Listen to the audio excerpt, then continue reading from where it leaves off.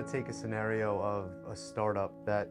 pretty much bootstrapped the first year, created something that became attractive to investors. All of a sudden, 100 grand they put into this business, there's now $10 million available to them.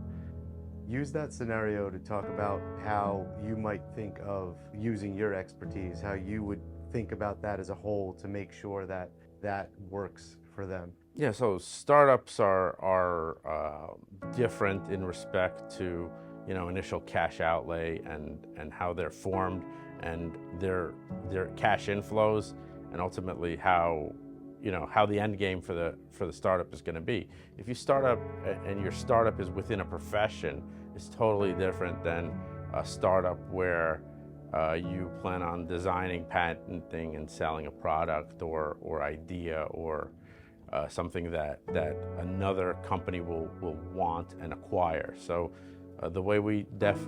usually think of startups is you want to consider the initial deduction of the money that you put in as compared to the money that you plan on taking out. So if you plan on putting in a large amount of money but then slowly taking it out over the years, plan on being acquired or sold, then you're thinking about flow-through entities and so on and so forth. But if you're trying to start a business and then ultimately sell it before it really gets any substantial revenue, you want to consider something called qualified small business stock, and that would involve a C corporation with certain elections. That'll allow you to ultimately, upon sale, exclude most of your gain. So in your scenario with a $10 million buyout, if everything is done properly and the business is a startup and it comes to fruition that this is a marketable thing and it gets sold or acquired or goes public or whatever happens,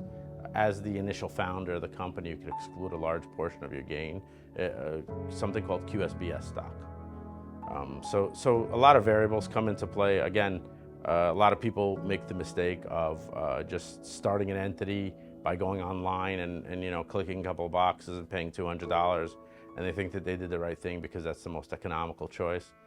without any consulting, and then on the back end it could end up costing them hundreds of thousands, if not millions of dollars, if the product or idea is successful.